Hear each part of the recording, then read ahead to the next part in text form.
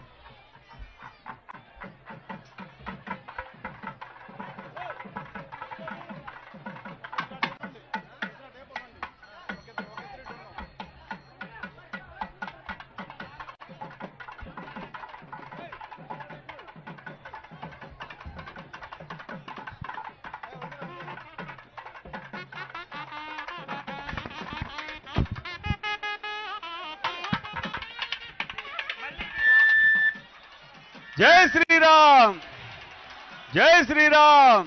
Hello बोल भक्तवत्सल भगवान की, भक्तवत्सल भगवान की, भक्तवत्सल भगवान की, राजा रामचंद्र महाराज की, राजा रामचंद्र महाराज की, राजा रामचंद्र महाराज की।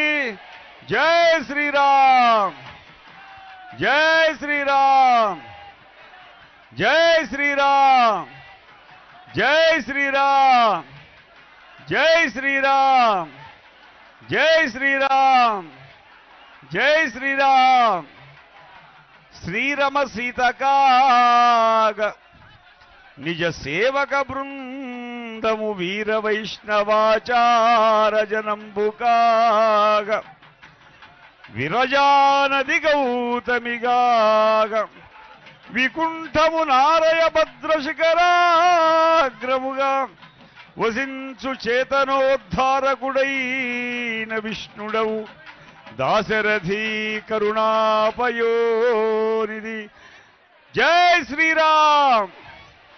बोल भक्तवत्सल भगवान की, भक्तवत्सल भगवान की, భక్తవత్సల భగవానుకి, భక్తవత్సల భగవానుకి, భక్తవత్సల భగవానుకి, రాజా రామచంద్ర మహారాజుకి, రాజా రామచంద్ర మహారాజుకి, రాజా రామచంద్ర మహారాజుకి, రాజా రామచంద్ర మహారాజుకి. జై శ్రీరామ్, జై శ్రీరామ్, జై శ్రీరామ్. బాబు మైక్ సౌండ్ పెట్టాయా? జై శ్రీరామ్, జై శ్రీరామ్, జై శ్రీరామ్, జై శ్రీరామ్, జై శ్రీరామ్. శ్రీరామ జయ రామ జయ జయ రామ. శ్రీరామ జయ రామ జయ జయ రామ. శ్రీరామ జయ రామ జయ జయ రామ. శ్రీరామ జయ రామ జయ జయ రామ. అందరూ గట్టిగా చెప్పండి నామాన్ని. సెల్ ఫోన్లో ఫోటోలు తీసుకోవడం కాదు, నామం చెప్పండి. జై శ్రీరామ్, జై శ్రీరామ్, జై శ్రీరామ్, జై శ్రీరామ్. శ్రీరామ జయ రామ జయ జయ రామ.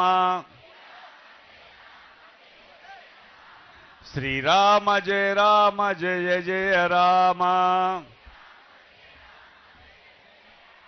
భయవేల రామకు భద్రాద్రి రామ. భయవేల రామకు భద్రాద్రి రామ. శ్రీరామ జయ రామ జయ జయ రామ. శ్రీరామ జయ రామ జయ జయ రామ.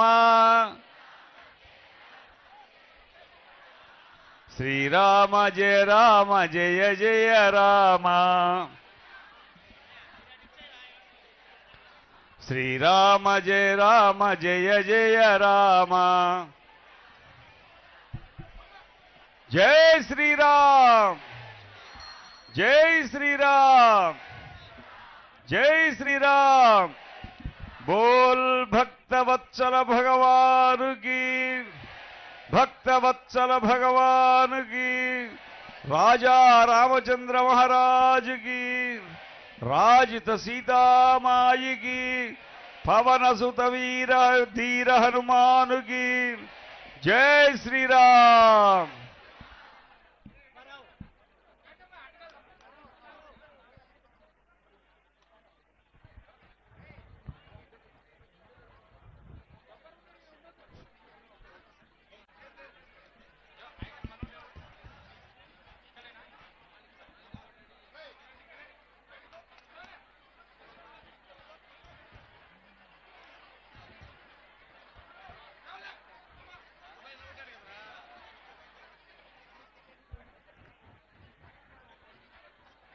జై శ్రీరామ్, జై శ్రీరామ్. భండన భీముడార్తజన బాంధవుండుజ్వల బాణతూణ కోదండ కళా ప్రచండ భుజతాండవ కీర్తికి రామమూర్తికి రెండవ సాటి దైవమిక లేడు లేడు లేడటంచు ఘడగట్టి భేరికా డాండడ డాండ నిరతంబుల జాండము నిండ మత్త వేదండమునెక్కి చాటెద దాశరథీ కరుణాపయోనిధి. జై శ్రీరామ్, జై శ్రీరామ్, జై శ్రీరామ్, జై శ్రీరామ్, జై శ్రీరామ్, జై శ్రీరామ్.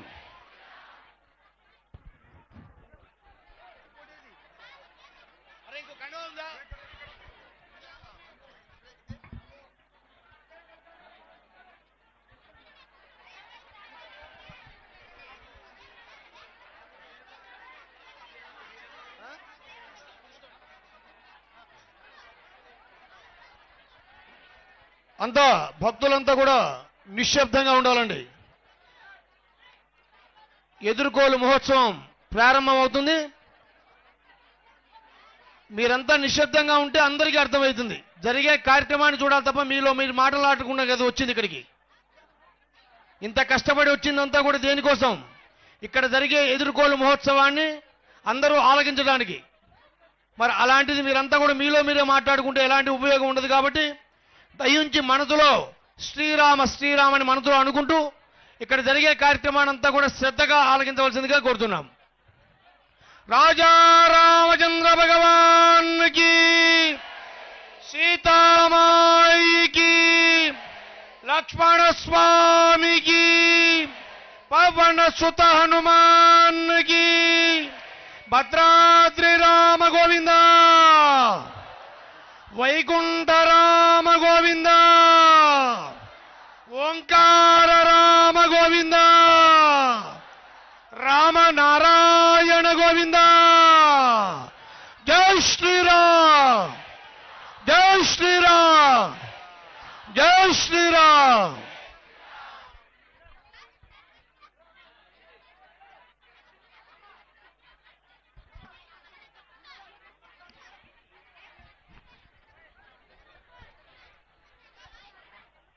శ్రీదేవీం ధరణీసుతాం నిజ పరివారంజనం వైష్ణవం భద్రాద్రిం పరమం పదంజ విరజాం గోదావరీ నిమ్నగాం కుర్వన్శ్చేతనతారణాయ వసుధా లోకేవతీర్ణో భవాన్ శ్రీమన్ దాశరథే దయాజలనిధే భద్రాద్రి భాగ్యావధే.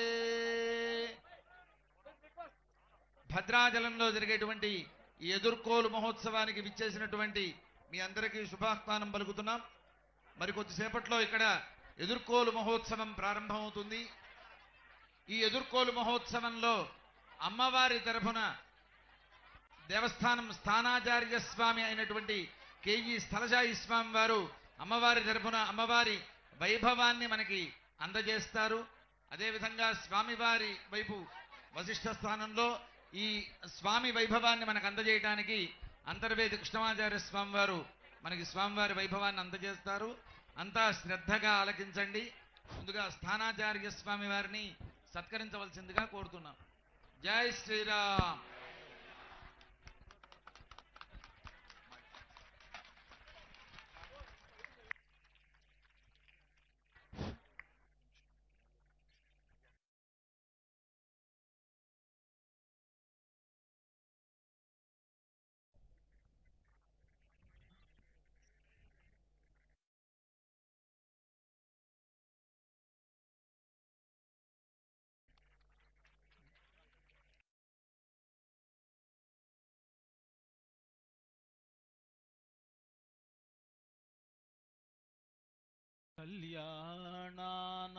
కళ్యాణానామవికలనిధిః కాపి కారుణ్యసీమా నిత్యామోదా నిగమశిరసాం మౌళిమందారమాలా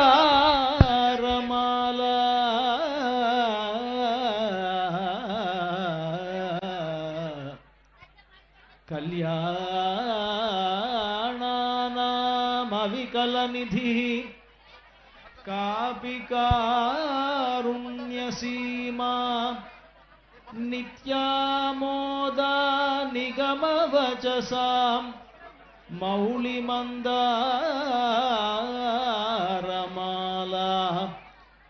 సంపద్దివ్యా మధువిజయినః సన్నిధత్తాం సదా మే సైషా దేవీ సకల భువన ప్రార్థనా కామధేనుః సైషా దేవీ సకల భువన ప్రార్థనా కామధేనుః.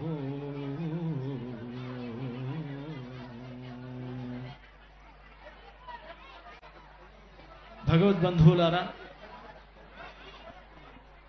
ఎదుర్కోలు ఉత్సవంలో ప్రధానంగా ఇక్కడ 2 పక్షాలు ఉన్నాయి. అమ్మవారి పక్షం, అటు స్వామివారి పక్షం. ఈ ఎదుర్కోలు ఉత్సవం ఎందుకు చేస్తారు అని అంటే, మన ఇళ్లల్లో పెళ్ళిళ్ళు చేసుకునేటప్పుడు కూడా మగ పెళ్లి వాళ్ళని ఆడపెళ్లి వాళ్ళు ఆహ్వానించి వారికి పానకం, స్వీట్లు ఇలాంటి ఇచ్చేటువంటి ఒక ఆచారం మనకున్నది. అదే పద్ధతిలోనే ఇటు అమ్మవారి వైపున ఉండేటువంటి వాళ్ళు అంటే ఆడపెళ్లి వాళ్ళు అన్నమాట. వీళ్ళు మగపెళ్లి వాళ్ళను సత్కరించేటువంటి ఒక వేడుక. వారిని ఎదుర్కొని వారిని తీసుకొచ్చి వారికి కావలసినటువంటి మర్యాదలన్నీ చేసి రేపు జరగబోయేటువంటి కళ్యాణానికి ఒక నిశ్చయాన్ని చేసుకునేటువంటి విధానం అంతా కూడా ఈ ఎదుర్కోలు ఉత్సవంలో ఉంటుంది. అంటే ఎదుర్కోలంటే అది ఉద్దేశం. ఇక్కడ అమ్మవారి వైపు ఉండేటువంటి ఈ వైపు వాళ్ళు అమ్మవారి గొప్పతనాన్ని చెప్తారు ఈ సందర్భంగా. అటు స్వామివారి వైపు ఉండేటువంటి వారు రామచంద్రమూర్తి ఎలాంటి వాడో, ఆయన గొప్పతనం ఏమిటో, ఆయన గుణగణాలు ఏమిటో అదంతా కూడా అక్కడ వాళ్ళు వివరిస్తారు. కొన్ని సందర్భాల్లో ఎత్తి పొడుపులు ఉంటాయి, కొన్ని సందర్భాల్లో అవతలి వాళ్ళని ఎగతాళి చేయటం ఉంటుంది. ఇవన్నీ పెళ్ళిళ్ళలో మామూలుగా ఉండేవి. కనుక అవన్నీ కూడా చేసుకుంటూ ఇక్కడ ఈ ఎదుర్కోలు సన్నాహాన్ని మనం జరుపుకుంటాం.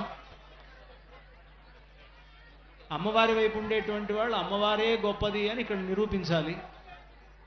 స్వామివారి వైపు ఉండేటువంటి వాళ్ళు స్వామివారే గొప్పవాళ్ళు అని వాళ్ళు చెప్పాలి. అది ఎలా చెప్తామనేటువంటిది ఇక్కడ మనం చూద్దాం. అలా అని ఇద్దరు వైపులు ఉండి వీళ్ళిద్దరు కొట్టుకుంటున్నారు, వీళ్ళిద్దరు పోట్లాడుకుంటున్నారని అర్థం కాదు. దీంట్లో ఉద్దేశం ఏమిటంటే చిట్ట చివరికి అసలు అమ్మవారికి స్వామివారికి ఉండేటువంటి గొప్పతనం ఏంటో మనందరికీ తెలుసుకోవడమే దీంట్లో ప్రధానమైనటువంటి ప్రయోజనం. కనుక అంతా కూడా శ్రద్ధగా వినవలసిందిగా కోరుతూ ఉన్నాం. ముందుగా అమ్మవారి వైపు నుంచే మాట్లాడాలి. ఎందుకంటే అందరూ అంటుంటారు కదా లేడీస్ ఫస్ట్ అని అమ్మవారి వైపే మాట్లాడాలి. కానీ నేనే మాట్లాడాను కనుక ముందు అవతల వాళ్ళకి ఒక ఛాన్స్ ఇస్తున్నాం అన్నమాట. అమ్మవారు ఎప్పుడు ఛాన్స్ తీసుకోరు, ఇస్తే తీసుకోరు, ఆవిడే అందరికి ఇస్తుంది. అది అమ్మవారికి ఉండేటువంటి ఒక గొప్పతనం. కనుక వాళ్ళకి ఒక ఛాన్స్ ఇద్దాం. రాముడు ఎంత గొప్పవాడో వాళ్ళు నిరూపించుకోవాలి. కనుక రాముడి గొప్పతనాన్ని అవతల ఉండేటువంటి ఆ రాముడి పక్షంలో ఉన్నటువంటి కృష్ణమాచార్యులు గారు ప్రారంభిస్తారు. జగత్యాశ్రిత సంత్రాస ధ్వాంత విధ్వంసనోదయ ప్రభావాన్ సీతయా దేవ్య పరమవ్యోమ భాస్కర ఆకారత్రయ సంపన్నాం అరవింద నివాసినీ అశేష జగదీశిత్రీం వందే వరదవల్లభా. శ్రీరామాయ నమః. శ్రీమతే రామానుజాయ నమః. అయ్యా మాకు ఛాన్స్ ఇచ్చేవారన్నారు, కానీ మా ఛాన్స్ లేకపోతే అక్కడ మీకు ఫ్యాన్స్ అనేవాళ్ళు ఉండరు. మొట్టమొదటిగా మాకు ఇచ్చినటువంటి ఛాన్స్ కన్నా ముందే చాలామందికి మీరు ఇచ్చేసేసారు, ధనుర్భంగం చేయమని చెప్పి కన్యాశుల్కంగా పెట్టి. కాబట్టి మేము వచ్చిన తరువాతే మీకు ఆ ఛాన్స్ వచ్చిందంటే కన్యాదానం చేసేటువంటి అర్హత అనేటువంటి ఛాన్స్ మీరు దక్కించుకున్నారు. అది గమనించవలసిందిగా ప్రార్థన. మా ఊరికి వచ్చి మాకు మీరు ఛాన్స్ ఇవ్వడం ఏంటండి? ఇది మిథిలా నగరం. మిథిలా నగరానికి మీరు వచ్చారు, కానీ మేము అయోధ్య నగరానికి రాలేదు. కనుక మిథిలా నగరానికి వచ్చినటువంటి మీకు మేము కొన్ని మర్యాదలు చేయాలనేటువంటి ఉద్దేశం. అయ్యా అది పద్ధతి కాబట్టి మీరు చేస్తున్నారండి, కానీ మీరు పద్ధతిగా మాట్లాడితే మరి కష్టం. మరి ఇంకొక విషయం, అసలు మిమ్మల్ని ఎవరు పిలిచారు? పిలవని పేరంటానికి మిమ్మల్ని విశ్వామిత్రుడు తీసుకొచ్చాడండి, అది గుర్తుపెట్టుకోండి. అయ్యా గురువు గారు చెప్పారు కాబట్టి మా నాన్నగారు చెప్పారు, స్వామివారి నాన్నగారు చెప్పారు, ఆయన ఏది చెబితే అది చేయమన్నారు కాబట్టి ఆయన వెంట నడిచి వచ్చారు. కాబట్టి గురువుకు గౌరవం ఇస్తూ ఆయన వినయశీలి కాబట్టి, సంపన్నుడు కాబట్టి రామచంద్రమూర్తి అలా రావటం జరిగింది. అంతే తప్ప పిలవని పేరంటం అంటూ ఏం లేదు, ఆయన పిలిస్తేనే వచ్చారు. లోకంలో కొంతమంది ఉంటారు, మర్యాద ఇవ్వకపోయినా మాకు మీరు మర్యాద ఇవ్వండి అని కోరుతూ అన్నమాట. అంటే వాళ్ళు కోరుకుంటారు. ఎట్లా అంటే ముందు వీళ్ళు వస్తూనే నేను చాలా గొప్పవాడిని అని చెప్పుకుంటూ వచ్చాడనుకోండి, వాళ్ళకి మర్యాద ఇవ్వాలేమో అని అనుకుంటారు అంతా కూడా. అంటే ఆ విధంగా మీరు వచ్చారు తప్ప మిథిలా నగరంలో మేము కేవలం అక్కడ ధనుస్సు ఉందని చెప్పాం, ఒక యాగం చేస్తున్నాం. ఆ యాగానికి పిలవకుండానే వచ్చాడు విశ్వామిత్రుడు. తనతో పాటు తన శిష్యులను తీసుకొచ్చాడు. సరే, ఏదైతే ఏమిటి, మాకు కావాల్సింది ఇక్కడ ఆ ధనుస్సుని ఎవరైతే ఎక్కువ పెడతారో అలాంటి వాళ్ళకి మా అమ్మాయిని ఇద్దామని అనుకొని మేము ఎలాగో అక్కడ పణంగా పెట్టాం గనక, పోటీ పెట్టుకున్నాం గనక వచ్చినటువంటి వాళ్ళు మర్యాదగా మాట్లాడితే బాగుంటుంది. వచ్చిన వారికి మర్యాద చేయటం మీ పద్ధతి అండి. కాబట్టి మర్యాదగానే మాట్లాడతాం, మా మర్యాద మేము దక్కించుకుంటాం. మా స్వామికి ఉన్న పేరే మర్యాద పురుషోత్తముడని. హద్దు తెలిసిన వాడు, హద్దు దాటని వాడు. కాబట్టి మా హద్దులో మాకుండటం ఆయనకి ఉన్నటువంటి సుగుణం, అది గుర్తుపెట్టుకోండి. ఆయన మంచివాడే కానీ ఆయన తరఫు వాళ్ళ గురించి మాట్లాడుతున్నాం. అయ్యా, ఆయన తరఫులో వచ్చినప్పుడు కూడా వారిని కూడా గౌరవించడం. అంటే పెళ్లి కొడుకు వచ్చారనుకోండి, పెళ్లి కొడుకుతో పాటు ఉన్నటువంటి వారందరినీ కూడా గౌరవించడం మీ సత్కారం. అది కాకుండా మీరే మా స్వామి యొక్క గొప్పతనాన్ని అనుకున్నారు. శతానంద స్థానంలో తమరున్నారు. మా స్వామివారి యొక్క మహిమేంటో మీకు తెలుసు. మీ తల్లిగారికి మా స్వామివారి యొక్క పాదరయస్సు జరగకపోతే శాప విమోచనం కాదు. కాబట్టి వారి యొక్క గొప్పతనం ఏంటో మీకు తెలుసు, వారు మర్యాద కలిగిన వారో లేదో మీకు తెలుసు. అందుకనే కదా మీకు ఛాన్స్ ఇచ్చింది. మళ్ళా ఛాన్స్ అంటున్నారండి మిమ్మల్ని మాట్లాడమని. అయ్యా సరే, సంతోషం. మాట్లాడుతున్నాం కదండి. మాట్లాడుతున్నారు కానీ అంటే పొల్లు మాటలు మాట్లాడుతున్నారు. ఏమండి, పొల్లు మాటలు మాట్లాడుతున్నారు. అలాంటిది ఏమీ లేదండి అయ్యా. లేదా? అయితే ఇప్పుడు మా అమ్మాయి గురించి గొప్పతనం చెప్పాలి గనక మేము మా అమ్మాయి విశేషాలను కూడా చెప్తాం ఇక్కడ. అయ్యా స్వామి, అంటే ఇప్పుడు మామూలుగా ధనుస్సును అక్కడ పటంగా పెట్టడం జరిగింది. ముక్కు మొహం తెలియని వాళ్ళు చాలామంది రాజులు వచ్చినట్లుగానే రాముడు కూడా అక్కడికి వచ్చాడు. అయితే విశ్వామిత్రుడితో వచ్చినందువలన ఆయనకు ఒక గౌరవం అనేటువంటి ఉన్నది. విశ్వామిత్రుడు రాముణ్ణి లక్ష్మణుణ్ణి ఇద్దరినీ తాను తీసుకొచ్చాడు. అంతకుముందు రామచంద్రమూర్తి విశ్వామిత్రుడి యొక్క యాగ సంరక్షణం చేశాడు కనుక వాళ్ళిద్దరూ ఈ పోటీలో పాల్గొనడానికి యోగ్యులు అని అనుకున్నటువంటి విశ్వామిత్రుడు వాళ్ళిద్దరినీ తీసుకొచ్చాడు. నిజంగానే వాళ్ళిద్దరినీ చూస్తే చాలా గొప్పవాళ్ళుగా అనిపిస్తూ ఉన్నారు మాకు, రాముడు లక్ష్మణుడు ఇద్దరు కూడా. అందుకని మనల్ని స్వాగతిస్తూ ఉన్నాం. ఆ స్వాగతించినప్పుడు కేవలం ఇదొక్కటే కాదు గనక కొన్ని గుణాలు కూడా ఆయనలో మంచి గుణాలు ఉండాలి, మాకు తెలియాలి. అవి ఆయన గొప్పతనం ఏదో తెలియాలి. మా గొప్పతనాన్ని మేము చెప్పుకుంటూనే మాకంటే ముందు ఆ రాముడి గొప్పతనం ఏదో చెప్పమని మిమ్మల్ని కోరుతున్నాం. అయ్యా, సాధారణంగా మనకి కల్పసూత్రం ప్రకారము కన్యాదానం తీసుకోవాలన్నా సరే, కన్యాదానం ఇవ్వాలన్నా ఒక 7 గుణాలను పరిశీలించమన్నారు. కులం, శీలం, వపుర్విద్య, వయోవిత్తం, సనాథత అనేటువంటి వాటిని పరిశీలించి వివాహం చేసుకోవటం అనేటువంటిది ఒక సంప్రదాయం. అలా చూచినట్లయితే ముందుగా మొట్టమొదటిది మాకు కులము. రామచంద్రమూర్తి కులం చూచినట్లయితే పురాణ ప్రసిద్ధి పొందినటువంటి కులంలో స్వామివారు జన్మించారు. సూర్యవంశ సముద్భవుడు. ఆ సూర్యవంశంలో పుట్టినటువంటి వారు మహనీయులందరూ కూడా చాలా ఎంతో మంది గొప్పవారు ఉన్నారు. ఇక్ష్వాకువు, కుక్షి మొదలైనటువంటి వారు దేవతలకు సైతం కూడా యుద్ధంలో సహకరించినటువంటి కకుత్స్థుడు మొదలైనటువంటి మహానుభావులందరూ జన్మించారు మా రామచంద్రమూర్తి వంశంలో. అంతేకాకుండా ఇంకా గంగను భూమికి తెచ్చి మనందరినీ కూడా పవిత్రం చేసినటువంటి భగీరథుడు ఈ వంశంలో జన్మించినటువంటి వాడే. సత్యానికి పెద్దపీట వేసినటువంటి సత్యహరిశ్చంద్రుడు కూడా ఈ వంశంలో జన్మించినటువంటి వాడే. షట్చక్రవర్తులలో ఒక్కరిగా చెప్పబడేటువంటి మాంధాత కూడా ఈ వంశంలో జన్మించిన వాడే. విశ్వజిద్యాగాన్ని చేసి తన సర్వస్వాన్ని ధారపోసి కాళిదాసు సైతం తన కావ్యానికి ఏ పేరు పెట్టాలయ్యా అంటే రఘువంశం అనేటువంటి పేరు పెట్టినటువంటి రఘువు కూడా ఈ వంశంలో జన్మించినటువంటి వాడే. అలాగ మా వంశంలో జన్మించినటువంటి మహానుభావులు ఎంతో మంది ఉన్నారు. ఇక వారి తండ్రి గారిని గురించి చెప్పాలయ్యా అంటే 10 దిశలా రథం కలిగినటువంటి మహానుభావులు దశరథ మహారాజు.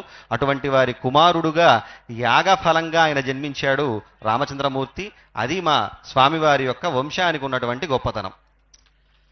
మీరు మీ రాముడి వంశాన్ని గురించి చెప్పారు కనుక మరి సీత వంశం గొప్పతనం కూడా చెప్పాలి కదా మేము. అయ్యా ఖచ్చితంగానండి. మీరు అన్నట్టుగా కులం అని అన్నారు. అటువంటి కులమే అంటే అలాంటి దానికంటే కూడా గొప్పతనం కలిగినటువంటి కులం ఇది. ఎందుకంటున్నామంటే మీరు చాలా మంది పేర్లు చెప్పి మాంధాత ఇంకా ఇంకో రఘుమహారాజు చెప్పుకోవడానికి అవకాశం ఉంది కాబట్టి చెప్పాను స్వామి. ఇక మాకు అలాంటి గొప్పతనమే మాకు ఉన్నది. ఉన్నప్పటికీ అంత చెప్పక్కర్లా. రాముడి యొక్క ఇంకొక అవతారమైనటువంటి కృష్ణుడే చెప్పాడు ఈ జనక మహారాజు గురించి. ఏం చెప్పాడంటే కర్మణైవ హి సంసిద్ధిం ఆస్థితా జనకాదయః. కర్మయోగము అని గనక ఒకటి ఉంటే ఆ కర్మయోగం వల్ల సిద్ధిని పొందినటువంటి వాడు జనక మహారాజు అని రాముడి ప్రతిరూపంగా చెప్పేటువంటి కృష్ణుడే జనక మహారాజుని గొప్పగా భావించాడు గనక ఆ ఒక్కడి పేరు చెప్తే చాలు. ఎంతమంది పేరు చెప్పాలి. జనకుడు అనేటువంటి బిరుదండి అందరికీ. అన్ని మాటలు మాట్లాడినాను, పూర్తిగా మాట్లాడండి స్వామి. అందుకని అంటే కర్మణైవ హి సంసిద్ధిం ఆస్థితా జనకాదయః. జనక మహారాజు ముఖ్యంగా ఈ కర్మయోగం వలన గొప్పవాడయ్యాడు అని చెప్పి కృష్ణుడే పొగిడినటువంటి వాడు జనక మహారాజు.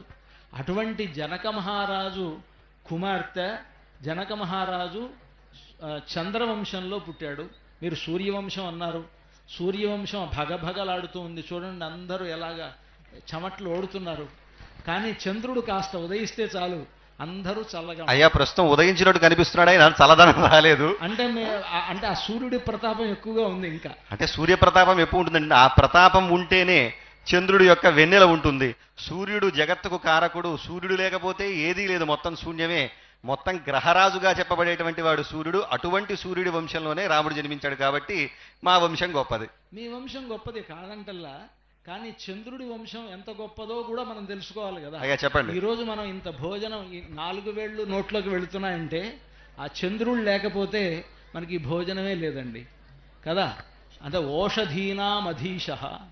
చంద్రుడు అంటే ఎవరు అంటే ఈ ఓషధులకి మనం ఈరోజు భోజనం చేసి హాయిగా తృప్తిగా బేవని త్రేణిస్తున్నామంటే ఆ చంద్రుడి వల్ల అనమాట. అంటే ఆ చంద్రుడి వంశంలో పుట్టినటువంటి అమ్మవారు ఎంత గొప్పదో చూసుకోండి. నీలలోహిత చర్య జరగకపోతే అయ్యా, వృక్షాలకు నీలలోహిత చర్య జరగకపోతే గనక ఆ ఔషధీ గుణం చంద్రుడి వల్ల కలగదు. అది గుర్తుపెట్టుకోండి. మీరు ఇంటికి వెళ్ళినా ఇంట్లో మీకు భోజనం పెట్టేది అమ్మవారే కదా.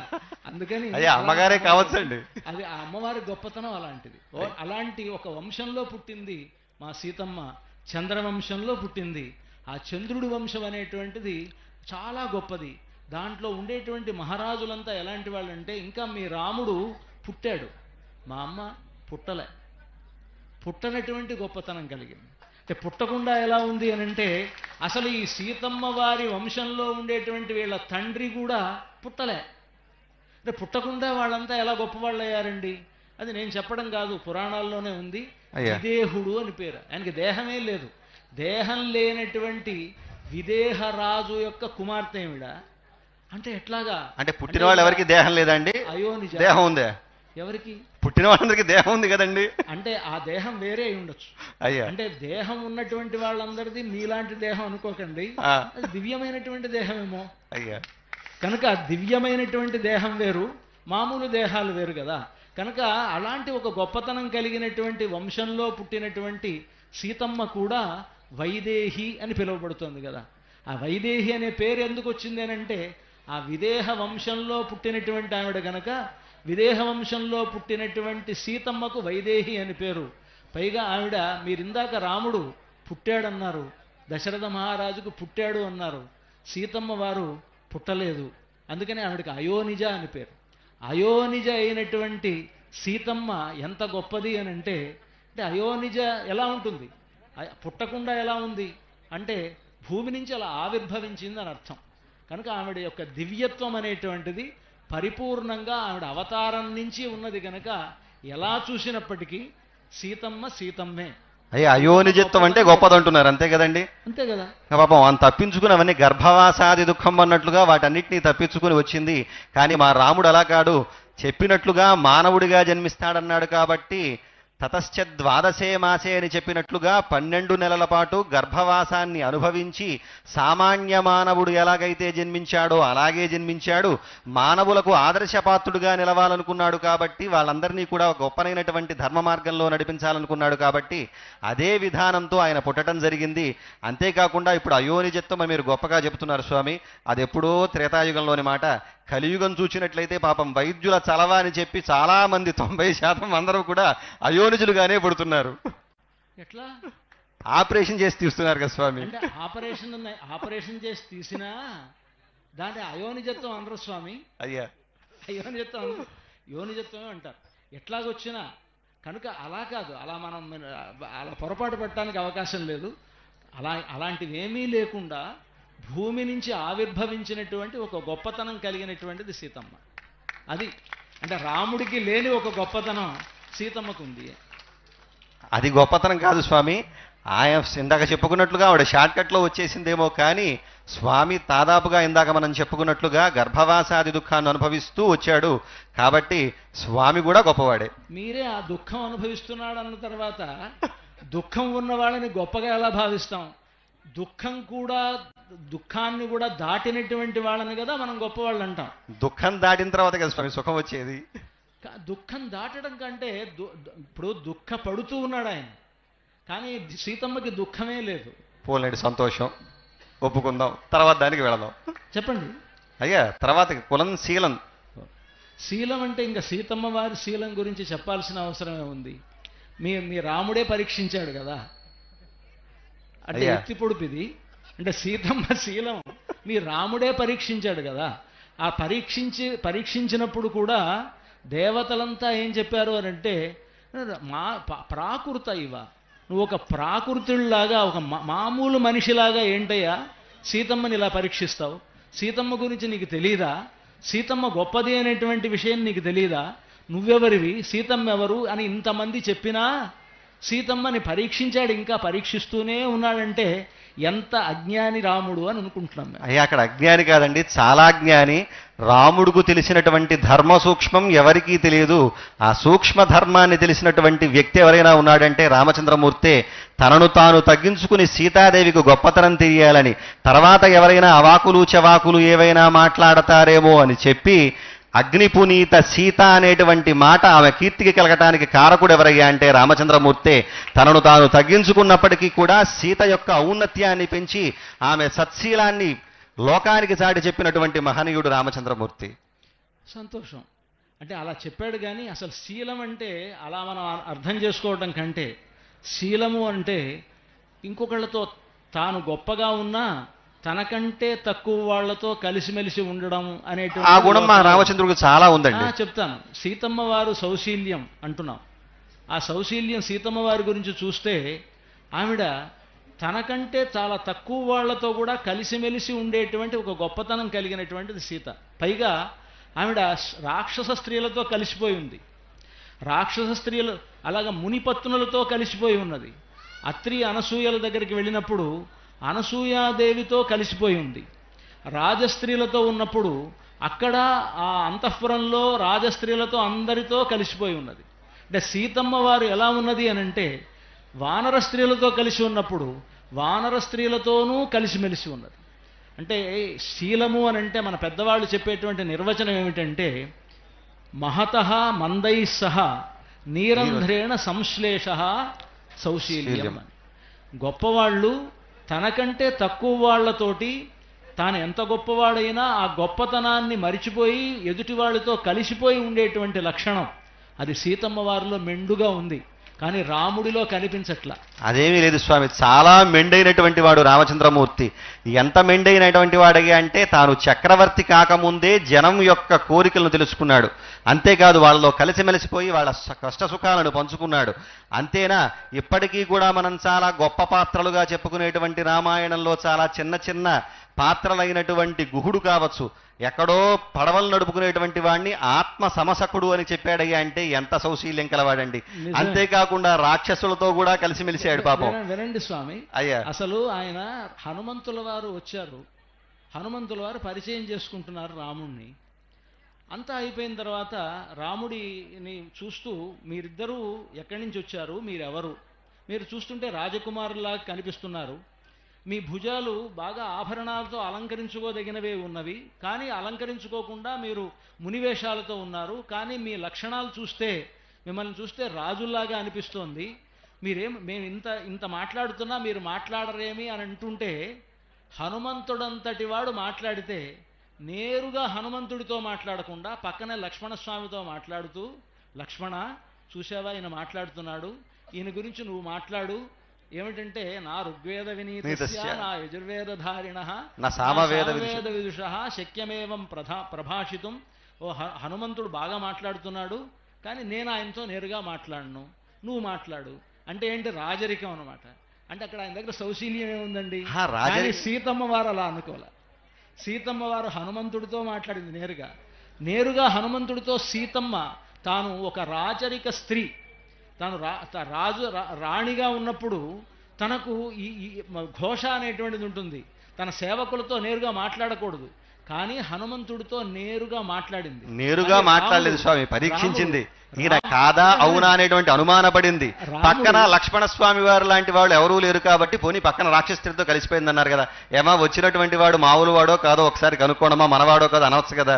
రాక్షస స్త్రీలతో ఆవిడకి స్నేహం లేదు కదా. మీరు నాకు కలిసిపోయింది అన్నారు కదా స్వామి. కలిసిపోవడం అంటే వాళ్ళని రక్షించడంలో కానీ వాళ్ళతో మాట్లాడటంలో కానీ కలిసిపోయింది, కానీ ఆవిడ అభిప్రాయంతో వాళ్ళకి ఏకీభావం లేదు కదా. ఈవెన్ హింసించాలనుకున్నారు కదా, వాళ్ళని కూడా రక్షించింది ఆవిడ. అది గొప్పతనం. ఎక్కడండి మీరు సుందరకాండ 26వ సర్గలో చూస్తే, నన్ను ఎవరైతే ఇలా ఏడిపించారో వీళ్ళందరూ తప్పకుండా ఏడుస్తారు, వీళ్ళందరూ కూడా బాధపడతారు, త్వరలోనే ఈ లంకా నగరం ఇదవుతుంది అని చెప్పేసి అంది. కోపంలో అనొచ్చు, కానీ ఆవిడకి ఆ మనస్సులో అది ఉంటే, హనుమంతుడు వచ్చినప్పుడు వీళ్ళందరూ నిన్ను ఏడిపించారు కదా, వీళ్ళందరినీ నేను ఒకసారి గుద్దులు గుద్దేస్తాను, వీళ్ళందరినీ కూడా చంపేస్తాను, నలిపేస్తానంటే, అప్పుడు ఆవిడేమంటుందంటే, ఎవరు పాపం చేయని వాళ్ళు ఎవరున్నారు, పాపానాం వా శుభానాం వా వథార్హాణాం ప్లవంగమా కార్యం కరుణమార్యేణ నకశ్చిన్నాపరాధ్యతి. లోకంలో తప్పు చేయని వాళ్ళు ఎవరున్నారు, వీళ్ళు రాజసంశ్రయవస్యానా, వీళ్ళు రావణాసురుడితో కలిసి ఉన్నప్పుడు రావణాసురుడు చెప్పిన మాట విన్నారు, ఇప్పుడు విభీషణుడు పరిపాలనలోకి వచ్చారు కదా, ఇప్పుడు విభీషణుడు మాట విని వీళ్ళందరూ చక్కగా ఉంటారు అన్నది. అయ్యా జయించిన తర్వాత శాంతి పన్నాలు ఎన్నన్నా చెప్పచ్చండి, జయించిన తర్వాత శాంతి పన్నాలు ఎన్నన్నా చెప్పచ్చు. ముందు చూసినా ఆవిడ కోపంతో అన్నది కదా, కారుణ్యమూర్తి అయితే కనుక మాట్లాడిందా లేదా. ఆవిడ కారుణ్యం ఎంత చెప్పాలి అని అంటే, రావణాసురుణ్ణి కూడా భస్మం చేయగలిగిన శక్తి కలిగినది సీతమ్మ. అయిన స్వామి, కానీ రావణాసురుని కూడా ఏం చేయలే. ఎందుకంటే పతికృత రిపుపాతన ప్రతిజ్ఞా దళన భయాత్ అహితే ప్యదత్త శాపం. మంచి మాట చెప్పారండి. ఆవిడ రాముడికి కీర్తి కలిగించాలని ఒకటి, ఇంకొకటి రాముడు తనను ఆదేశించలేదు, నీ రక్షణ నువ్వు చేసుకోమని రాముడు ఆదేశించలేదు గనక, రాముడి ఆదేశం లేనప్పుడు వీళ్ళనేం చేయకూడదు, తన రక్షణ తాను చేసుకోకూడదు అని వాళ్ళని కూడా సహించిందనమాట. అంటే ఎంత ఓర్పు సీతమ్మ వారికి ఉన్నది. అక్కడికి ఆ ఓర్పుని మీరు పరీక్షిస్తున్నారు. ఇంకా ఓర్పును పరీక్షించలేడు స్వామి, ఆవిడ ఆజ్ఞ కావాలన్నప్పుడు ఆవిడ బద్ధురాలే కదా ఈయనకి. కాదని ఎవరన్నారు?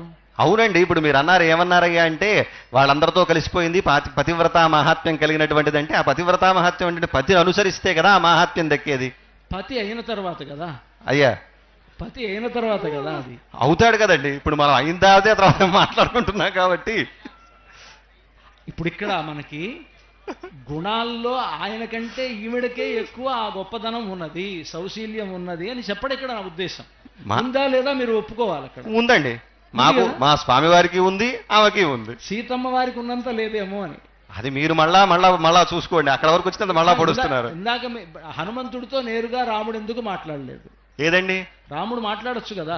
మాట్లాడొచ్చు, కానీ వచ్చినటువంటి వాడి యొక్క గొప్పతనం తమ్ముడికి కూడా తెలియాలనేటువంటి విషయంతో ఆయన అలా చెప్పాడు. అది కాదు. వచ్చిన వాడు సామాన్యుడు కాదు అని చెప్పి. అక్కడ రాముడు నేరుగా చెప్పాడు, నేను రాజుతోటే మాట్లాడాలి, సుగ్రీవుడితో మాట్లాడతాను తప్ప సుగ్రీవుడి కంటే తక్కువ వాడైన ఆయనకి సచివుడైనటువంటి హనుమంతుడితో మాట్లాడకూడదు అనమాట. అది పద్ధతి పాటించాడండి, దానిలో ఇబ్బంది ఉంది. నిజమే, అక్కడ సౌశీల్యం అనేటువంటిది పోయింది కదా. ధర్మం పాటించారు కదండి. అంతే, ధర్మం పాటిస్తాడు, సౌశీల్యం లేదు. ఉంటుందండి, సౌశీల్యము ఉంటుంది, ధర్మము ఉంటుంది. ఇందాక మేము చెప్పుకున్నాం, సామాన్యమైనటువంటి మానవులందరితో కూడా కలిసి తిరిగాడంటే ఎంతటి సౌశీల్యం ఉండాలి. సరే, అది మీరు సమర్థించుకోవటమే కానీ సీతమ్మ వారికి ఉండేంత సౌశీల్యం మాత్రం రాముడి దగ్గర లేదు. సరే, తర్వాత అయ్యా కులం, శీలం, వపుహు. ఇంకా సీతమ్మ వారి గురించి ఏం చెప్పాలి? ఆ వపుహు అని అంటే అలాంటి సౌందర్యం ఇంకోటి ఉండదు. హిరణ్యవర్ణాం హరిణీం సువర్ణరజతస్రజాం. ఆవిడెవరు అని అంటే పూర్తి హిరణ్యవర్ణ, బంగారు మేని వంటిదనమాట. శ్రీమన్మైథిల రాజరాజతనయాం వంద్యాం జగన్మాతరం భౌమీం భూమిభరాపహారి తరుణీం కారుణ్యకల్లోలినీం బ్రహ్మాణీ గిరిజా రమాదిమహితాం శ్రీవైష్ణవానాం సతాం ఆచార్యాం ప్రథమాం తడిన్మయతనుం సీతాం శ్రేయసే. తడిన్మయతనుం, అమ్మవారు ఎలాంటిదంటే బంగారు తీగ, బంగారు మెరుపు తీగ అనమాట. తడిన్మయతనుం, ఒక్కసారి ఆకాశంలో మెరుపు మెరిస్తే ఎటువంటి ఒక కాంతి ఉంటుందో. ఆ తీగ మెరవాలయ్యా అంటే దానికి సంబంధించినటువంటి వెనక్కి బ్యాక్గ్రౌండ్ కావాలి కదండి. ఆ బ్యాక్గ్రౌండ్ ఎవరయ్యా అంటే మా స్వామి. ఆమెకు ఆ మెరుపు కలగాలన్నా, మెరుపు రావాలన్నా, మెరుపు అందం తెలియాలన్నా కూడా నీలమేఘశ్యాముడైనటువంటి రామచంద్రమూర్తి మీదే ఆమె శోభిస్తుంది తప్ప పక్కన శోభించేటువంటిది ఇది కాదు. ఆకాశం అనేటువంటిది ఆయన ఇప్పుడు మేఘం ఉంటే మేఘం కదా, మేఘంలో మెరుపు మెరుస్తుందా, మెరుపు వల్ల మేఘం వస్తుందా, ఏమిటి ఇదంతా నాకు అర్థం కావాలి. ఇప్పుడు మేఘం నీటి యొక్క సమూహంతో ఏర్పడేటువంటిది ఇది, మేఘాల తాకిడి వల్ల ఏర్పడేటువంటిది మెరుపు. ఓకే, ఇప్పుడు ఆయన లేకపోతే ఇప్పుడు మెరుపు మెరవదని అంటే ఏమీ లేదండి. ఇప్పుడు బంగారం యొక్క గొప్పతనం తెలుసుకోవాలంటే ఏం చేస్తారంటే గీటురాయి మీద గీస్తారు. అలా గీటురాయి మీద గీసిన దానిటువంటి ఇది బంగారమా కాదా అని చెప్పేది. మీరు మెరుపు తీగ అన్నారు, ఆ తీగని పరీక్షించాలంటే ఏం కావాలి? గీటురాయి కావాలి. అదిగోండి ఆ గీటురాయి ఎవరయ్యా అంటే మా స్వామి. సరే, ఆ మాత్రం చెప్తే సరిపోదండి అయ్యా, అందం అనేటువంటిది కావాలి. ఇప్పుడు మనం ఇక్కడ చూస్తోంది ఏంటంటే గీటురాయి గీస్తామా, లేకపోతే పెళ్లి అయిపోయిన తర్వాత ఇప్పుడు పరీక్ష జరుగుతుంది కాబట్టి ఆ రాయో ఈ రాయో చెప్పుకుంటున్నామండి. సౌందర్యం ఇప్పుడు మనకు కావాలి. వపుహు అని మీరు అన్నారు, ఆ వపుహు అనేటువంటి దాంట్లో సౌందర్యం అనేటువంటిది సీతమ్మ వారిలో ఎక్కువ. బంగారము వంటి కాంతి కలిగినటువంటిది. ఇటువంటి సౌందర్యం ఆయనలో ఉందా లేదా? ఇంతకంటే గొప్ప సౌందర్యమా అంటే ఆయన వల్ల ఈవిడ మెరుస్తుంది ఇవి కాదు కదా ఇక్కడ కావాల్సింది. ఆయన సౌందర్యవంతుడేనండి. పాపం తెలిసినటువంటి ఆవిడే. ఇందాక మీరు ఆంజనేయ స్వామిని ఉదాహరణ చెప్పారు. వచ్చిన తరువాత మా స్వామి యొక్క గుణగణాలు చెప్పవలసిందయ్యా, అందం గురించి చెప్పవలసిందయ్యా అంటే 32 సాముద్రిక లక్షణాలు చెబుతారండి. ప్రపంచంలో ఏ వ్యక్తికి లేనటువంటి ఏకైకంగా రాముడికే ఉన్నటువంటి లక్షణాలు ఏవయ్యా అంటే ఆ 32 సాముద్రిక లక్షణాలు. నఖశిఖ పర్యంతము కూడా సాముద్రిక శాస్త్రం ఏది ఎలాగైతే చెప్పిందో అటువంటి గుణ స్వరూప సంపద కలిగినటువంటి వాడు రామచంద్రమూర్తి. అంతేకాకుండా ఆయన చెప్పినట్లుగా షణ్ణవత్యంగుళ అని చెప్పినట్లుగా 96 అంగుళాల ఎత్తుట అంటే సుమారు 8 అడుగుల ఎత్తు మా స్వామివారు. ఆజానుబాహుత్వం అనేటువంటిది ఇంకా మిగతా ఎక్కడా మనం చూడలేం. అంటే మనం కూర్చుంటే మోకాళ్ళ వరకు చేతులు అందటం కాదు, నుంచున్నా కూడా చేతులు జాచితే మోకాళ్ళ వరకు ఉండేటువంటి విధానాన్ని మనకి ఆజానుబాహుత్వం అంటారు. అదిగోండి అటువంటి ఆజానుబాహుడు. ఇక దాని గురించి రూపం గురించి చెప్పాలయ్యా అంటే చంద్రవత్ ప్రియదర్శన, చంద్రుడిలాగా అందరికీ ఆనందాన్ని అందించేటువంటి వాడు రామచంద్రమూర్తి. ఆయన సౌందర్యం అంతా ఇంత అని చెప్పలేము, ఎంతో ఉన్నది. శతకోటి మన్మథాకార అన్నట్లుగా 100,000 కోట్ల మన్మధులకి యొక్క అందం ఎంతైతే ఉందో అంత అందం కలిగినటువంటి వాడు రామచంద్రమూర్తి.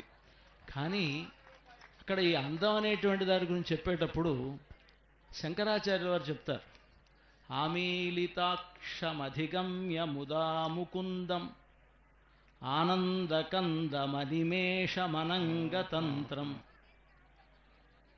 ఆయనే నోరు వెళ్ళబెట్టుకుని చూస్తున్నాడు సీతమ్మ వారిని అంటుంటే మరి ఈవిడ అందమైందా, ఆయన అందమైన వాడా? ఆయన నోరు వెళ్ళ సీతమ్మ నోరు వెళ్ళు పెట్టుకునేటువంటి గుణం మా రాముడికి కాదండి.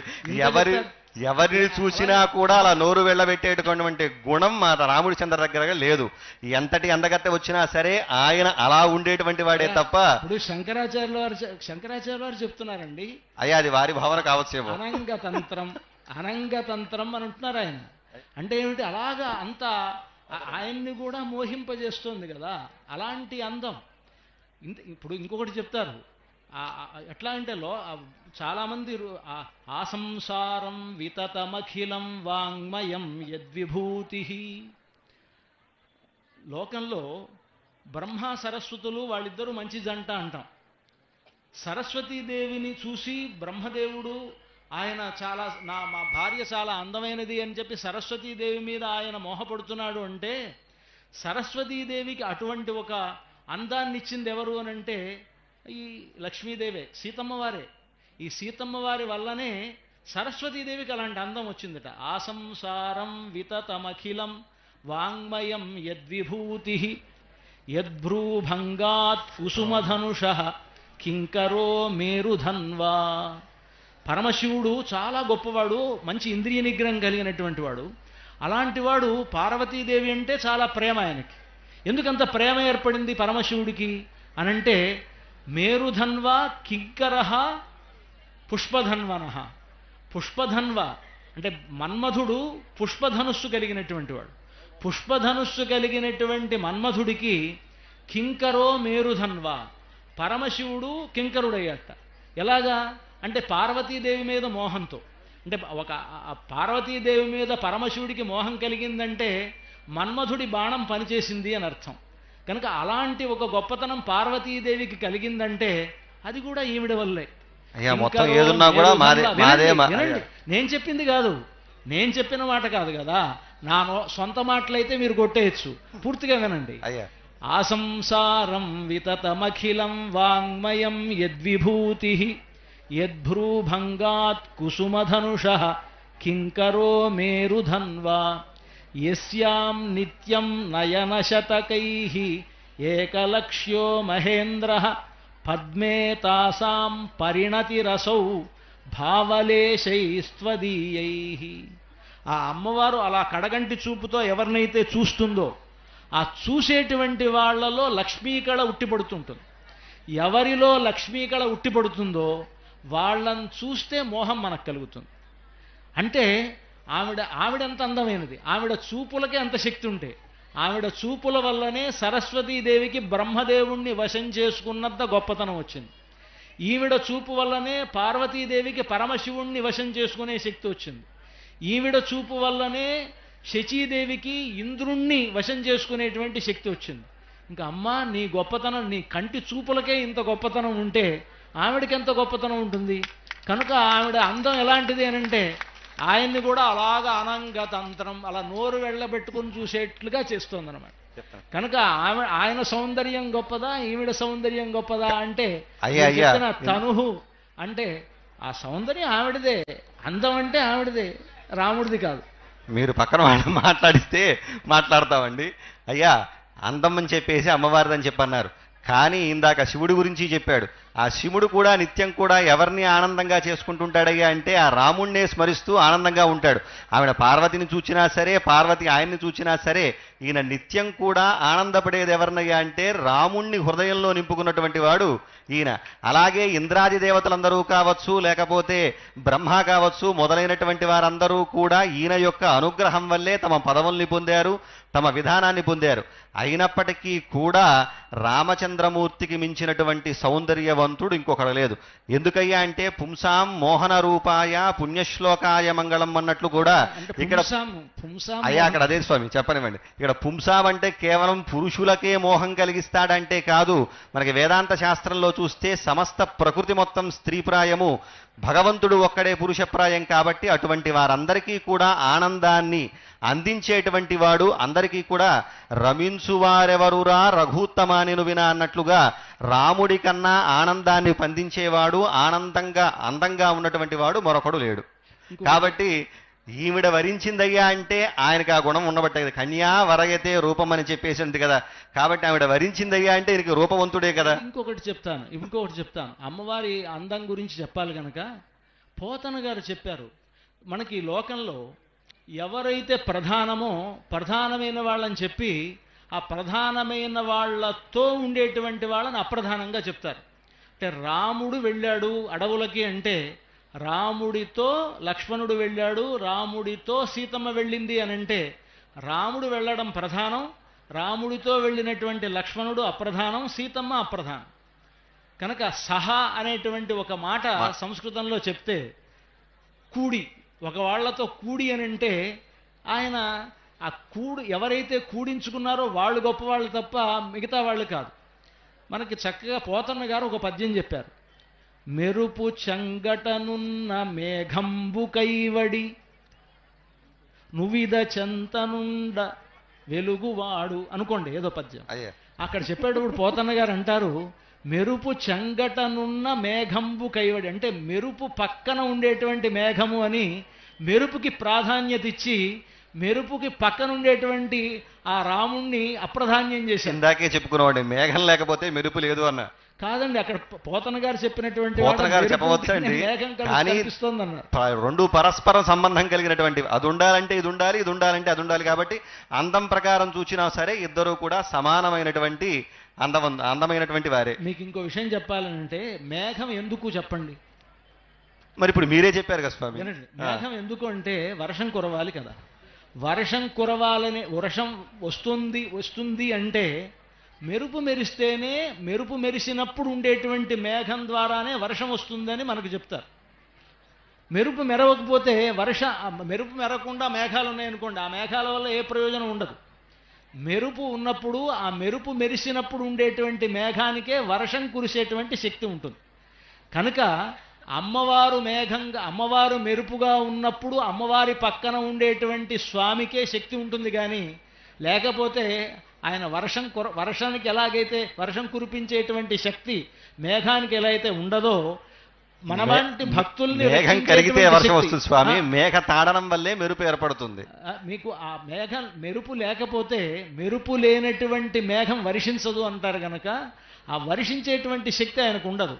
శివశక్త్యాయుక్త ఆవిడతో కలిసి ఉంటే ఆయనకి శక్తి ఉంటుంది, లేకపోతే ఆవిడ లేకపోతే ఆయనకి శక్తి. ఆయనేమీ లేదండి, ఆయన శక్తివంతుడే. ఇవన్నీ నా మాటలు కావు, మేము నా మాటలు చెప్పండి స్వామి, పురాణాధారంగానే చెప్తున్నాము. ఆయన ఒక్కడే ఉంటే చాలు, శక్తివంతుడే రామచంద్రమూర్తి కూడా. కాబట్టి అందగాడే. ఎట్లా అంటే ఆయన శక్తి ఎలా తెలుస్తుంది? ఆయన శక్తి చాలా మామూలు సంపన్నుడా ఏంటి? శక్తి ఏదో మీకే తెలుసు. వచ్చినటువంటి వాడికి ఇప్పటి వరకు మీకు కన్యాదానంగా మీరు ప్రకటించారు, కన్యాశుల్కంగా వచ్చి విరిచాడయ్యా అంటే ఆయన ఎంత శక్తివంతుడో తెలియదా? ఆయన తప్ప ఇంకెవరైనా ధనుర్ని విరవగలిగారా? అప్పటి వరకు చాలా మంది వచ్చారు, పాపం లేవద్దామని ప్రయత్నం చేశారు, కానీ ప్రయత్నం లేకపోయింది. అయినప్పటికీ కూడా పాపం చాలా మంది ఈమెని అడగటం కోసం ఎంతో మంది దండెత్తి వచ్చి యుద్ధాలు చేశారు. యుద్ధాన్ని సైతం మళ్ళా ఆయన శివుడి గురించి తపస్సు చేసి మళ్ళా దాన్ని అంతా కూడా నిలుపుదల చేసుకున్నారు జనక మహారాజు గారు. ఆ తర్వాత రాముడు వచ్చిన తర్వాత కదండి ఆయన ఎంత శక్తిమంతుడో.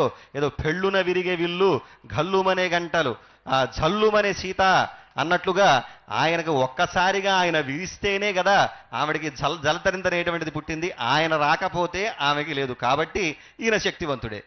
మీరు అలా అనుకుంటున్నారు, కానీ ఆయనకు అలాంటి గొప్పతనం అంతా కూడా ఆవిడే కల్పించింది.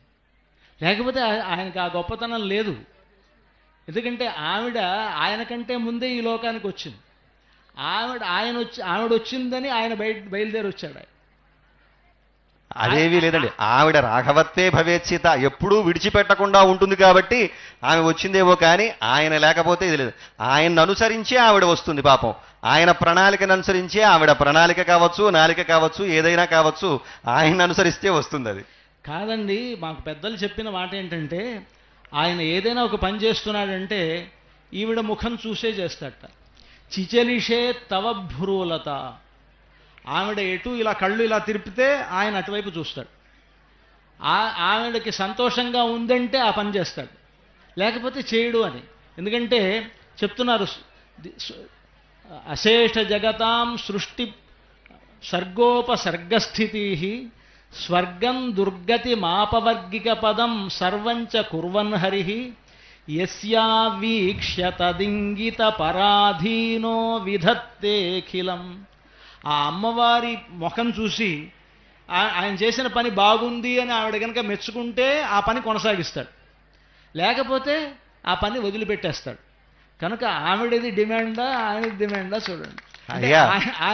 ఆయన చూపులు ఎటువైపు తిరిగితే అటు ఆయన తిరుగుతాడు. ఆవిడకి అంత శక్తి ప్రసాదించింది కూడా ఏదయ్యా అంటే అండి, గృహిణిగా చేసుకున్నాడు. గృహిణిగా చేసుకున్న తర్వాత ఎలా ఉంటుందయ్యా అంటే, భార్యకి అంగీకారం తెలిసిందనుకోండి, అంగీకారం తెలియజేసిందనుకోండి, ముందుగా చెప్పేది ఆమెకే కాబట్టి, సంతోషాన్ని పంచుకునేది ఆవిడతోనే కాబట్టి, ముందుగా ఏ ఇబ్బంది ఉండటం కోసం ఏం చేస్తారు అంటే అది చేస్తారు.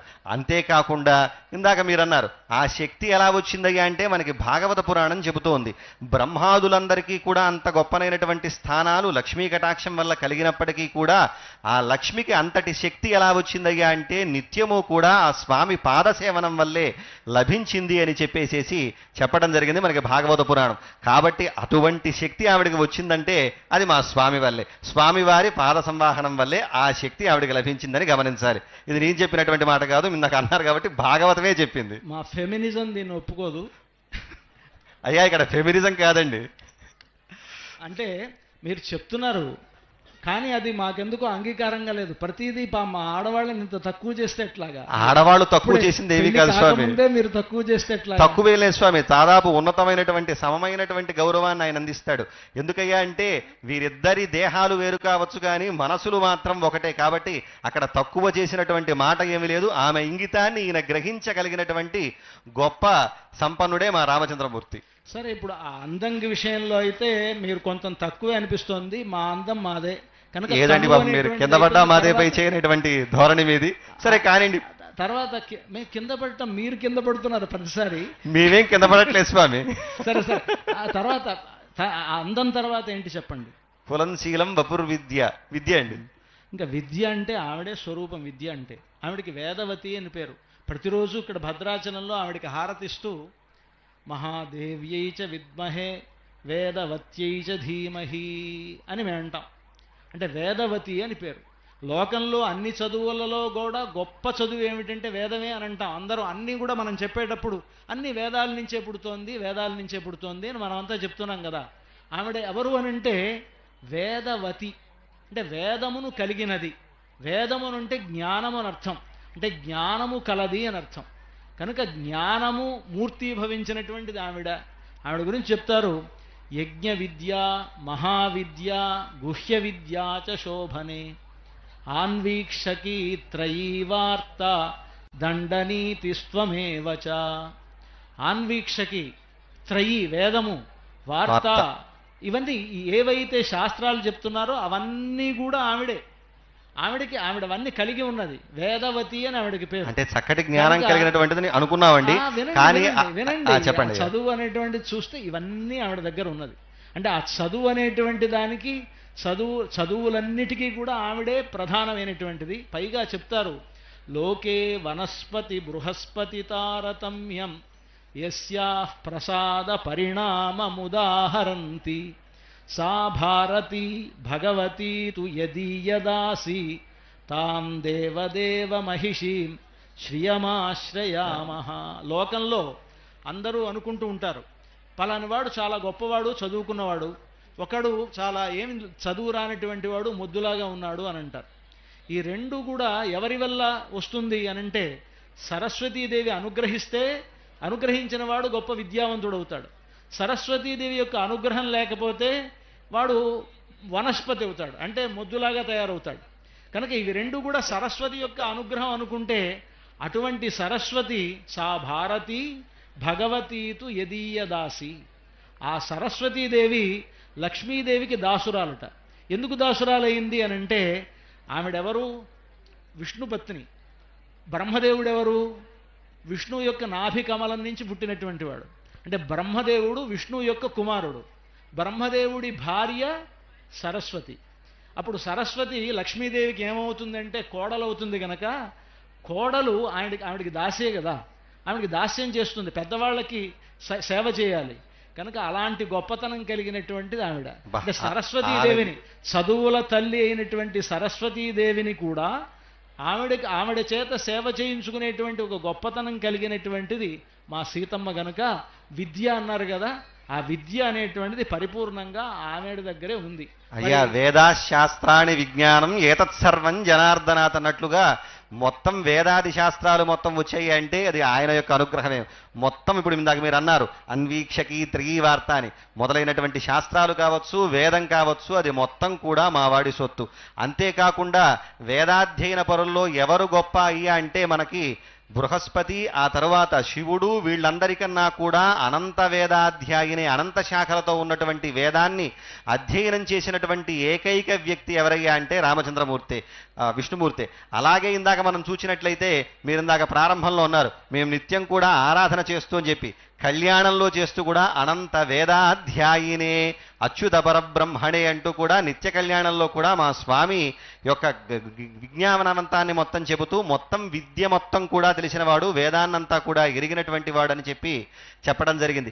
అంతేకాకుండా ఆయన్ని తెలుసుకోవాలయ్యా అంటే అది సామాన్యమైనటువంటి వేదాంతులకు సైతం కూడా కష్టమైనటువంటి విషయం. అటువంటి గొప్పమైనటువంటి గహరమైనటువంటి జ్ఞానం కలవాడు. అంతేకాకుండా హయగ్రీవ రూపాన్ని ధరించి విద్యా హయగ్రీవుడుగా వెలుగొందుతూ జగత్తంతటికీ కూడా జ్ఞానాన్ని ప్రసాదించినటువంటి వ్యక్తి ఎవరయ్యా అంటే రామచంద్రమూర్తి. విద్య అయిన తర్వాత విద్య అంటే విద్యలో సమానం ఈ ఒకటే కాదండి, కేవలం దాంట్లోనేనా అంటే ఇందాక రామాయణంలో చూసుకున్నప్పటికీ కూడా ఆయన యొక్క విద్యావంతత్వం మనం చూసినట్లయితే గనక చాలా గొప్పనైనటువంటి విశేషాలు చెబుతారు. సర్వశాస్త్ర విశారద అని చెప్పినట్లుగా, అంతేకాకుండా ధనుర్విద్యలో ఆయనకి సాటినైనటువంటి వాడు లేడనటువంటిగా, అంతేకాకుండా గాంధర్వేచ భువిశ్రేష్టో బభూవ భరతాగ్రజ అని చెప్పినట్లుగా రామచంద్రమూర్తి ఎంత గొప్పవాడయ్యా అంటే ఆయన భక్తులందరూ కూడా అంత గొప్ప సంగీత జ్ఞానాన్ని పొందాడు. దేనికయ్యా అంటే ఆయన సంగీతంలో ఉన్నటువంటి వాడు, సంగీతంలో దాదాపుగా నిష్ణాతుడు. గాంధర్వేచ భువిశ్రేష్ఠ, ఈ భువిలో గాంధర్వ విద్యలో గొప్ప శ్రేష్ఠుడు ఎవరయ్యా అంటే రామచంద్రమూర్తే. భరతమందు రాగమందు తాళమందు అగ్రేసర అంటే రామచంద్రమూర్తితో ఉన్నతమైనటువంటి విద్యా సమానుడు కానీ ఏ శాస్త్రంలో చూసినప్పటికీ కూడా రామచంద్ర మించినటువంటి విద్యావంతుడు లేనేలేడు. కాబట్టి విద్య పట్ల చూసినట్లయితే మా రామచంద్రమూర్తే గొప్ప విద్యావంతుడు అని చెప్పి మనం అర్థం చేసుకోవచ్చు.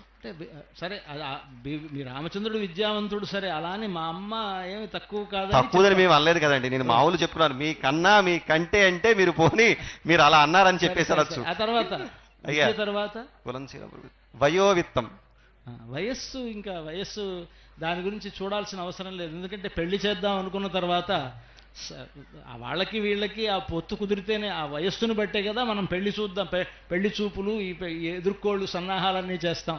ఆ వయస్సు గురించి మనం ఆలోచించక్కర్లా. అయ్యా అష్టవర్ష భవేత్ కన్యా అన్నట్లుగా ఆవిడ కన్యాదానాన్ని ఇవ్వటానికి యోగ్యతగా ఉందని చెప్పేసి మేము భావిస్తూ ఉన్నాం.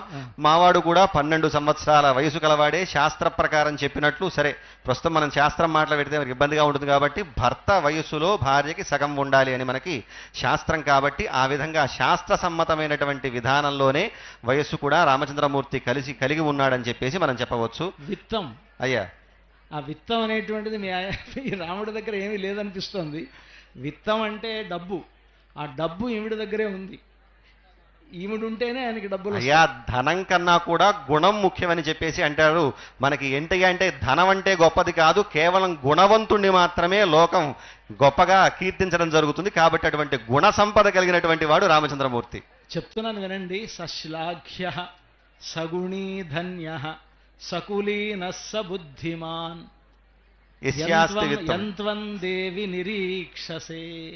ఓ తల్లి, నువ్వు ఎవరినైతే చూస్తావో వాడు సశ్లాఘ్య, వాడు అందరి చేత కీర్తింపబడతాడు.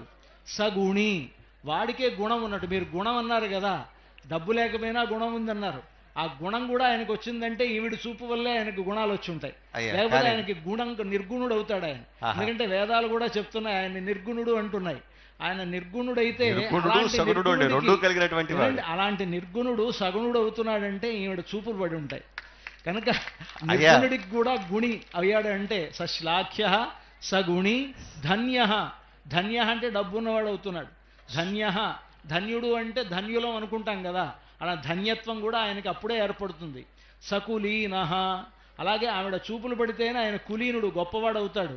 సబుద్ధిమాన్, అలాగే మంచి బుద్ధి కలిగిన వాడు అవుతాడు. సశూర, ఆయన గొప్ప శూరుడవుతాడు. సచ విక్రాంత, ఆవిడ చూపులు పడితేనే ఆయన గొప్ప విక్రాంతి, గొప్ప క్రాంతి, ఒక విక్రమం ఏర్పడుతుంది. సచ విక్రాంత సశూర సచ విక్రాంత యంత్వం దేవి నిరీక్షసే. ఎవరినైతే ఆవిడ చూస్తుందో ఆవిడ చూపులు పడినటువంటి వాడికి ఇలాంటి మంచి మంచి లక్షణాలన్నీ ఉంటాయి, లేకపోతే ఆయనకు ఉండదు. కనుక అలాంటి గొప్పతనం కలిగినటువంటిది ఈవిడ. అది కాదండి, సూర్యస్యాపి భవేత్ సూర్య, అగ్నేరగ్ని ప్రభో ప్రభు, శ్రియశ్రీశ్చ భవేదగ్ర్య, కీర్తి కీర్తి క్షమాక్షమా అని చెప్పేసి వాల్మీకి భగవానుడు చెబుతారు. లక్ష్మికే లక్ష్మి లాంటివాడు. ఇప్పుడు ఆవిడ వెలుగొందుతుందయ్యా అంటే దేనివల్లయ్యా అంటే రామచంద్రమూర్తి వల్లే ఆవిడ వెలుగొందుతుంది. కాబట్టి సంపదలో చూచినా సరే రామచంద్రమూర్తిది గొప్ప సంపద కలిగినటువంటి వాడు. ఆమె కన్నా ఉన్నత సంపద కలవాడు, ఆవిడికే సంపదను ప్రసాదించేటువంటి శక్తి కలిగినటువంటి వాడు రామచంద్రమూర్తి. అంతేకాకుండా ఇందాక మనం చెప్పుకున్నట్లుగా ధనమున్నవాడే గొప్పవాడు అంటాడు. కానీ లోకంలో ఇంకొక మాట కూడా ఉంది. ఆవిడేంటయ్యా అంటే చెంచలత్వం కలిగినటువంటిది లక్ష్మి అని చెప్పేసి అంటారు. అటువంటి చెంచల అయినటువంటి లక్ష్మీదేవి కూడా నిశ్చలంగా ఎవరి దగ్గర ఉందయ్యా అంటే శ్రీమన్నారాయణుడి దగ్గరే ఉంది. కాబట్టి అటువంటి చెంచలత్వం కలిగినటువంటి లక్ష్మీదేవిని కూడా నిశ్చలంగా ఉన్నటువంటి పెట్టుకున్నటువంటి వాడు శ్రీమన్నారాయణుడు. అంతేకాకుండా ఏంటది ధనం ఆర్జించేటప్పుడు కష్టం, ఆర్జించినటువంటి దాన్ని దాచుకునేటువంటి సమయంలోనూ కష్టమే, ఖర్చు పెట్టేటువంటి సమయంలోనూ కష్టమే. కాబట్టి దుఃఖకారకమైనటువంటిది ధనము అని చెప్పి ఒక నానుడి. ఇప్పుడు అయితే ధనం వద్దనా మీకు ఉద్దేశం? అయ్యా ధనం వద్దని కాదు, మీరు అదే ప్రాధాన్యంగా తీసుకున్నట్లయితే కనుక ఏమంటున్నారంటే విత్తం అని మీరే చెప్పారు, అంటే డబ్బు ఉండాలి అని. మాకు డబ్బు అవసరం లేదు అంటున్నారు. అంటే రెండు స్టేట్మెంట్స్ మీ దగ్గర నుంచి వస్తున్నాయి. ఇక్కడే మాకు రామోద్విర్ణాభిభాషతే అని అందరు అంటున్నారు. రాముడు రెండు మాటలు మాట్లాడకూడదని మీరు రెండు మాటలు మాట్లాడుతున్నారు. రెండు మాటలు కాదు స్వామి, దానివల్ల కలిగేటువంటి ఇబ్బంది చెబుతున్నాం అంతే తప్ప ఇక్కడ రెండో మాట అనేటువంటిది లేదు. ఆయన ఒకటే మాట ఒకటే బాణం అన్నట్టుగా ఒకే మాట పైన నిలబడేటువంటి వ్యక్తిత్వం కలవాడే కాదు. అదే సరే, నేను అర్థమైంది, మీరు అన్నారు కాబట్టి మా మీదే అని చెప్పేసి అర్థమైంది. అయ్యా అటువంటిది ఏవీ లేదు. కావాల్సినటువంటి వాళ్లే, విత్తం అందరికీ కావాలి, చిత్తం దానిపైనే ఉంటుంది. సమ్రాట్ అయినా సామాన్యులైనా కూడా నిత్యం పలవరించేది కలవరించేది దానికోసమే. అదుగోండి అటువంటి దాన్నంతా కూడా ప్రసాదించేటువంటి శక్తి కలిగినటువంటి వాడు ఎవరయ్యా అంటే రామచంద్రమూర్తే. కాబట్టి దాని పరంగా చూసినప్పటికీ కూడా మనకి రామచంద్రమూర్తి సంపదలో కూడా సమున్నతమైనటువంటి వ్యక్తి అని చెప్పేసి మనకు అర్థమవుతోంది. కానీ రామాయణంలో ఒక విషయం తెలుస్తోంది మనకి. రాముడికి లేని ఒక గొప్పతనం సీతమ్మకే ఉంది.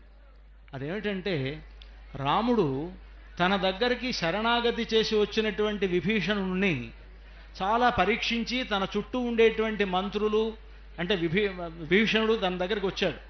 రావణాసురుడి తమ్ముడైనటువంటి విభీషణుణ్ణి తన వైపు చేర్చుకోవాలా వద్దా అని అక్కడ ఉండేటువంటి వానర వీరులందరితో సంప్రదించి వాళ్ళ అభిప్రాయాలు తీసుకొని చిట్ట చివరికి రక్షించాడు. కానీ సీతమ్మ అటువంటిదేమీ లేకుండా తనను హింసించినటువంటి అవాగ్గమ్యాం హింసాం తవ కృతవతీ రాక్షసవధూహు అవాగ్గమ్యాం హింసాం, నోటితో చెప్పలేనంత హింసించారు ఆ సీతమ్మ వారిని లంకలో ఉండేటువంటి చుట్టూ ఉండేటువంటి రాక్షసులు. అలాంటి వాళ్ళని సీతమ్మ వారు అవాగ్గమ్యాం హింసాం తవ కృతవతీ రాక్షసవధూహు, ఆ రాక్షస స్త్రీలందరినీ కూడా నీవు హనుమంతుడి నుంచి రక్షించావు కదమ్మా అని పెద్దవాళ్ళు అంటారు. అంటే హనుమంతుడు వాళ్ళందరినీ హింసించబోతే వాళ్ళందరినీ రక్షించమని హనుమంతుడితో చెప్పి ఆపినటువంటి ఒక గొప్పతనం సీతమ్మకు ఉంది. వినండి, అంటే అంత ఓర్పు సీతమ్మకు ఉంది, అంత దయ సీతమ్మకు ఉన్నది. దయ ఓర్పు అనేటువంటిది రాముడికి అసలు లేనే లేదు. ఖచ్చితంగా ఉన్నవాడండి, దయ కలిగినటువంటి వాడే. క్షమ అని ఇందాకే చెప్పాం, ఓర్పు చాలా కలిగినటువంటి వాడు. అటువంటి వాడు ఇందాక ఇప్పుడు మీరు అన్నారు ఆ హనుమంతుడికి ఆ గొప్పతనం, సీతమ్మకి ఆ గొప్పతనం కలిగిందయ్యా అంటే దాన్ని ఒక పద్యంలో చెబుతారు. ఎలాగయ్యా అంటే ఆకృతి రామచంద్ర విరహాకృతి, కన్బొమతీరు స్వామి చాపాకృతి, కన్నులన్ ప్రభు కృపాకృతి అంటూ ఆ కన్నులలో కారుణ్యం ఏర్పడింది ఎవరి వల్ల అయ్యా అంటే అది రామచంద్రమూర్తి వల్లే. అక్కడ అసలు సుందరకాండలో ఉన్నటువంటి అమ్మవారు ఎవరిలా ఉన్నారయ్యా అంటే అది మొత్తం కూడా రామచంద్రమూర్తి యొక్క ఆకృతిగానే అక్కడ మనకు కనిపిస్తుంది. ఇందాకే చెప్పుకున్నాము, మనం దేహాలు వేరైనా కూడా మనసు ఒకటే. కాబట్టి ఈ కారుణ్యం అక్కడికి వచ్చిందయ్యా అంటే ఈవిడ వల్లే ఈయన వల్లే అది ప్రసాదించినట్టుగా మనం భావించవచ్చు. చాలా పొరపాటు. ఆవిడ అసలు కారుణ్యమే ఒక రూపం. అది కరుణామివ రూపిణీం అంటే ఈవిడ వల్ల ఆయనకి కరుణ రావాలి, కానీ ఈవిడ లేకుండా ఆయనకి కరుణ వచ్చేటువంటి అవకాశం లేదు. ఇది పెద్దవాళ్ళు చెప్పినటువంటి మాటకు విరుద్ధం మీరు చెప్పింది. ఆవిడ ఉంటేనే ఆయనకి కరుణ వస్తుంది, ఆయన పక్కన ఉంటేనే. లేకపోతే రావణాసురుడి మీద బాణాలు వేసినట్టుగా అందరి మీద బాణాలు వేసి చంపేస్తారు. అంటే లోకకంటకుడైనటువంటి ఆయన చంపడం కూడా ఇదేనండి. పాపం ఆయన అంత హింసించాడనే కదండి పాపం అంత కష్టపడి వచ్చి వారధిని నిర్మించి ఆయన్ని సంహరించింది లోకకంటకుడైనటువంటి వాడిని. కాబట్టి కావచ్చు, కానీ కరుణ అనేటువంటిది ఆవిడదే. కరుణామివ రూపిణి ఒక రూపం.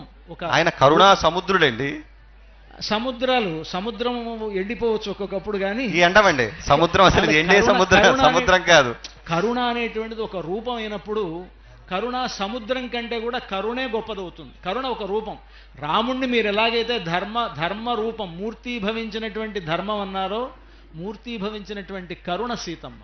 అయ్యా కనుక కరుణ విషయంలో మీరు డామినేట్ చేయలేరు, అది సీతమ్మే గొప్పది. కాదు స్వామి. సరే మీరు అన్నారు స్వామి కూడా కారుణ్యం కలిగినటువంటి వాడే. శరన్నవాడు శత్రువైనా సరే కూడా అనాలి. అదే కూడా అంటే గొప్పది. కూడుకుంటే ద్వంద్వం అయితే కదండి, కూడుకుంటే కదండి ఏదైనా కూడా అంటే తప్ప ఆవిడ లేకపోతే ఆయన కరుణ అయితే లేదు. అది కాదు స్వామి. ఇంతవరకు ఒప్పుకుందాం. మిగతా వాటి సంగతి ఎలా ఉన్నా కరుణ విషయంలో మాత్రం సీతమ్మ వారిదే డామినేషన్. పోనీ తల్లికి ఆ కారుణ్యం ఉంటుంది కాబట్టి మాకు కూడా కావాల్సిందే, అదే కరుణ చూపించవలసిందే. రామదాస్ గారు కూడా రాముడి గురించి ఎదురు చూసి అదిగో వచ్చెదరని ఇదిగో వచ్చెదరని ఎదురు చూచుచునుంటిని ఓ జనని అని ఆయన ఇదిగో వస్తారు అదిగో వస్తారు అని ఎదురు చూస్తూ ఉన్నాను, అయినప్పటికీ నన్ను ఇంతవరకు కరుణించలేదు అని అంటారనమాట. నిజముగా మీ పాద భజన చేసితివని నిర్దయనున్న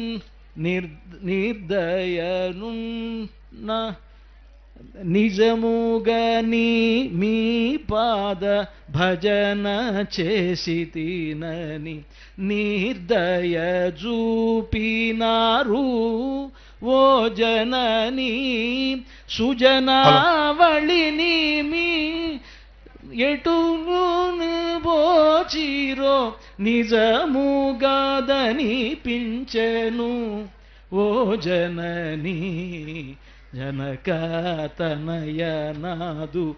మనవి గైగొని జగజ్జనకు